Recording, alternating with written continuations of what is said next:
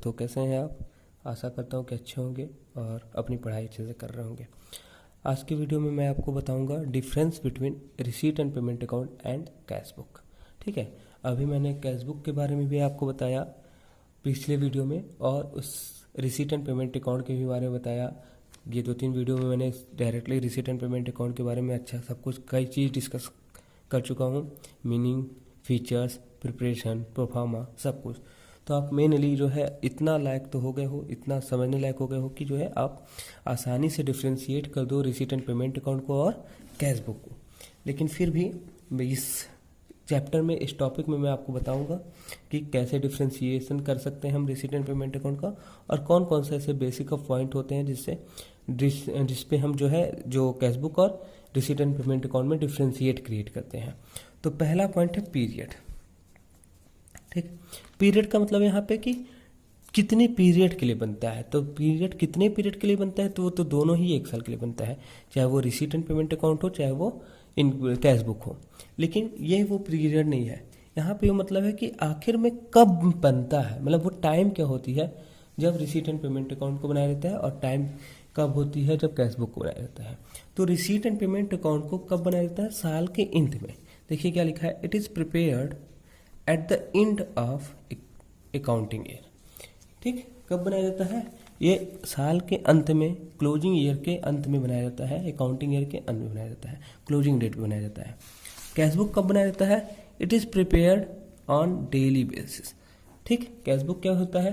पूरे साल बनाया जाता है, क्रोनोलॉजिकल ऑर्डर बनाया जाता है, हर दिन बनाया जाती है। जो ट्रांजेक्शन जिस दिन हुआ उस दिन उसकी एंट्री होती है। ठीक है, तो डेली बेसिस पे रिकॉर्ड किया जाता है। लेकिन ये साल के अंत में, अकाउंटिंग पीरियड के अंत में, ठीक, फाइनेंशियल ईयर के अंत में बनाया जाता है। सेकंड क्या है? Vouchers number. ठीक, वाउचर नंबर क्या होता है?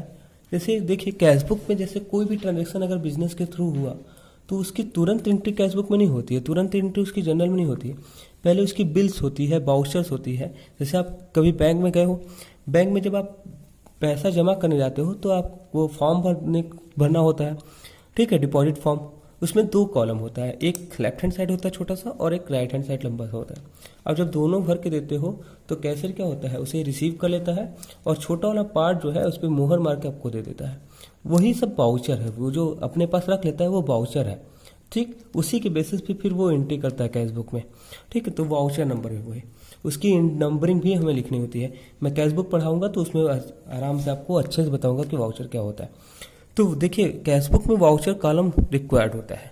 ठीक, क्योंकि हर वाउचर से ही हम कैश बुक में एंट्री करते हैं ट्रांजेक्शन। वाउचर से हमें ट्रांजेक्शन पता चलता है कि वो कौन सी ट्रांजेक्शन हुआ है, और उसके थ्रू ही हम एंट्री करते हैं। तो उसकी नंबरिंग भी हम पुटअप करते हैं कैश बुक में, और इसलिए हमें वाउचर कॉलम होना आवश्यक है। लेकिन रिसीट एंड पेमेंट अकाउंट में तो ऐसा कोई हम ट्रांजेक्शन की एंट्री करते नहीं, हम तो समरी बनाते हैं।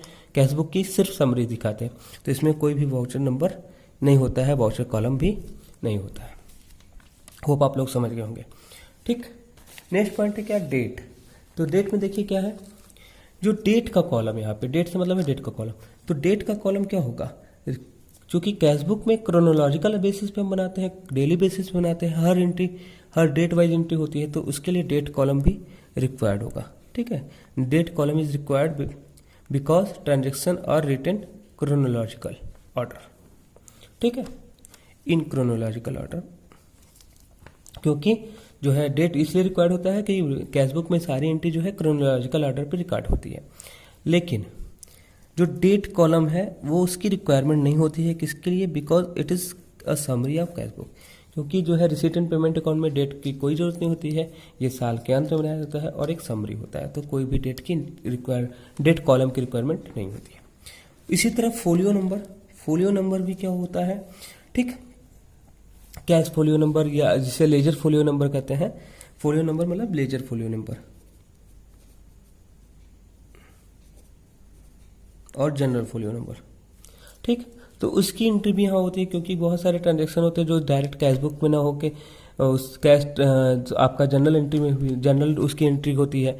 ठीक, जनरल बुक में भी उसकी एंट्री होती है। तो उस ट्रांजेक्शन की जनरल में कहाँ एंट्री हुई है, किस पेज पे हुई है, ठीक, और कैश बुक में किस पेज पे हुई है, उसको रिकॉर्ड करने के लिए, उसे आसानी से खोजा जा सके, उसके लिए भी जनरल फोलियो की ज़रूरत होती है तो आपके यहाँ पे हम लोग जो है जनरल कॉलम की भी जो आवश्यकता होती है, फुल कॉलम की भी आवश्यकता होती है कैश बुक के लिए, लेकिन ऐसा कोई भी कॉलम की आवश्यकता जो है रिसीट एंड पेमेंट अकाउंट के लिए नहीं होती है। फिर है next point, base of preparation. ठीक, तो रिसीट एंड पेमेंट अकाउंट का जो बेस ऑफ प्रिपरेशन है वो क्या है?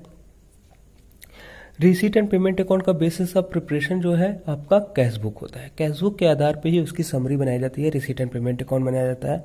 और ये आप प्रीवियस वीडियो में आपने देखा, मैंने आपको बताया भी बना के कि receipt and payment account cash book के आधार पे कैसे बनाया जाता है।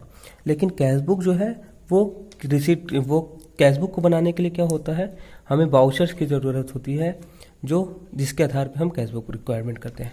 तो देखिए, it is prepared on the basis of cash book और it is prepared on the basis of voucher. ठीक है, नेक्स्ट पॉइंट देखिए क्या डिस्कशन करते हैं हम लोग, क्या है प्रिपेयर्ड बाय। प्रिपेयर्ड बाय में क्या है कि रिसीट एंड पेमेंट अकाउंट जो होता है वो सिर्फ उन्हीं ऑर्गेनाइजेशन के द्वारा प्रिपेयर किया जाता है जो कि non for profit motive organisation है। ठीक है, जो एनपीओ ऑर्गेनाइजेशन है, जो वेलफेयर के लिए काम करती हैं, जो सोसाइटी को सर्विस देती हैं, उनके द्वारा ही रिसीट एंड पेमेंट अकाउंट बनाया जाता है। ठीक, तो देखिए यहाँ पे लिखा है it is prepared by the NPO, non for profit motive organisation. लेकिन कैश बुक जो होता है वो सारे तरह के ऑर्गेनाइजेशन के द्वारा चलाया जाता है, बनाया जाता है, चाहे वो एनपीओ हो, चाहे वो प्रॉफिट मोटिव ऑर्गेनाइजेशन हो। तो it is prepared bye all institution. ठीक, तो ये आपका लगभग 6 पॉइंट था जिसमें मैंने आपको बताया डिफ्रेंशिएट करके रिसीट एंड पेमेंट अकाउंट को और कैश बुक को। ठीक, तो आगे की वीडियो में हम अगला पॉइंट डिस्कशन करेंगे। तब तक के लिए बाय।